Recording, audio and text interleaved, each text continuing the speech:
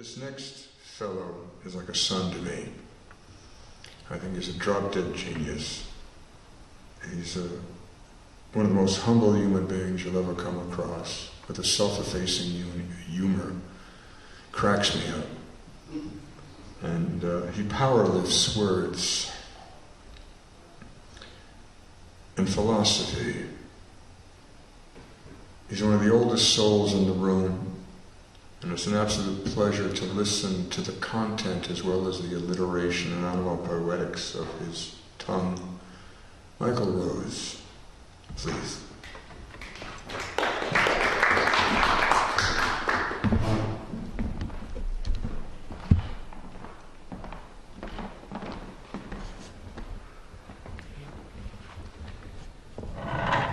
Good evening, everybody. Hello. I had comments for about 5 of you, but I'm gonna keep them all to myself. All right. This is I haven't been writing much, so I have a whole collection of poems, always related to you're not writing. Basically, the fact that you're not writing, and you need to get to writing. And those poems, that collection grows and grows. So here's an old one. It's called "Why Have I Stopped Writing?" Let the air out of me. Let my fingers slacken, flack with sheets of music elapse, clack, clack, against oak yellow wood guitar, and find that place between myself and a moment without time and without walls. I have gone too long into a mountain in the east, you see. Gone, prayed beside the patriarch of the mind without standing in the clay-red street market and dark and wet and mud alley walks, without the sun of the waves, of the blue sandland between my body here and tomorrow and my past. Why have I let my feet stop roving? Let the words meet a halt to stand on a roadway before some old 19th century cart tipped right on over.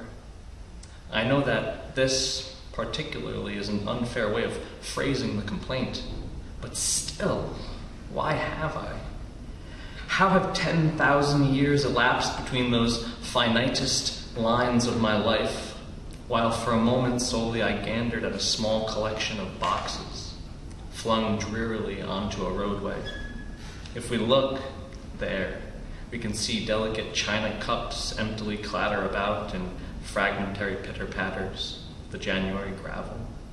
The cups pitter more emptily then than the thoughts of that guru man from old movies, from whom avalanche pause and occur because he bends the world when he sighs and fills it when he breathes.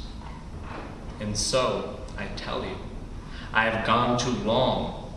That is, I have laid too long away from the love which an older version of myself, who once stood beneath the cliffs, who once stood beneath the falls, told me, like a cooing ancestral ghost, to hold on to for my own heart's shake while it beats, to hold up to reedy papers while it shrieks there out to ether while it heats, helps, heats, hacks, sleeps, slacks beside my insides solely by doing what it does. My heart belongs here, beside the moon and the shadow of my fingers past midnight bang upon the 3 a.m. drums of low blue light, and dreaming of the world beyond myself. Here. And I figured, since we're in a new year, I'll read this poem on New Year's Eve. I think I was procrastinating going someplace that was important, like an appointment, with probably family members, I can't remember whom. I'm sitting at this Dunkin' Donuts, just trying to write, alone, and I wrote this poem on New Year's Eve. She says that she is sorry. It is New Year's Eve. A woman is uttering in a low but audible voice that each iced coffee has been incorrectly mixed. The wife utters these woes to her husband, but she does so intentionally and loudly so that our clerk may hear. Like loose gravel, she mutters. In that way a freight truck delivers weather on the highway, she mutters. Upon this low-ranking instance of inhumanity, my eyes rise like miniature kingdoms, and I voice quietly into the ether of minds, don't be sorry, please, sweet person. We here today are as well fed as the grasping fingers of yesterday. For long we have been. I think how glad I am that we breathe, each of us. For tomorrow we may only manage a shallowest of most fallow gasps. I think to tell them, let us break bread and fix the smallest of small mistakes then. Why not burn the artifice of apology to the wintry soil, to instead build large towers of gratitude for everyone with little and with ample lamp oil in the spiritual flight from today into tomorrow, from tomorrow into the past. One day, the man's wife will surely tour this building. In a more gracious moment of her being, she will tap her foot like a beatnik child, rhythmic head to foot, musical all the way to the sun-beaten rooftop.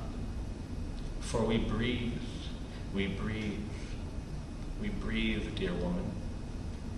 It was Dostoevsky who said of humankind that it was the most ungrateful of all species to ever go crack open palms toward the golden sun, the orb that draws us from our spiraling conch shells, tucked quietly in the sweet orange wells of our mother's smallest spaces of earth.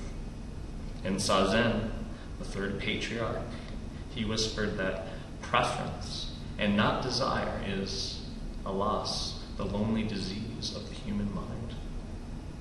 Tonight, from the ceiling, the music flutters down into me, and I feel not uncup-like or unstreet-like.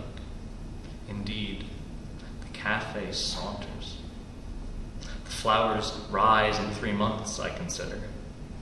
Yes, dirt will fall from crawling stems and bouncing leaves, like friendly comets patting the mountain tops of ants. The dancing specks will travel like slinking alley cats, deep into human palm lines and under human nails. Flower heads will tilt like fields of satellites towards the skybound sun. And then, as I dutifully recall, smiles as always will litter the earth like a holy spectacle of human lights. Here, here.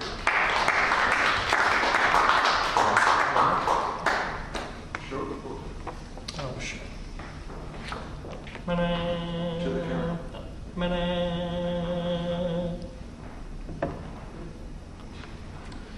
All right. I thought I'd read this one because of one of the things that Walter read. This is called Poems are for the Faint of Heart. Poems are for the faint of heart, the hearts that waver like a brick of matzah, the hearts that shake in the boots of books. Where is the time to be gotten from which to write, from which a novel might be written, a short story? I feel again like a lover of Trojan princesses. What might I risk for the folly of a single page? Do not the marine fleets of Agamemnon broach upon the blue waters of our ambitions like shapely bronze spearheads? Where is my own Achilles' heel? In the whispering of the horse, or in the sails of the ships? This quaint little ship pines to leave the island's riptide and greet continents. Here, in a poem, the heart can drift and be faint and quiet and brief. Here, in a poem, the heart can muster the peace of a silent, waiting prince.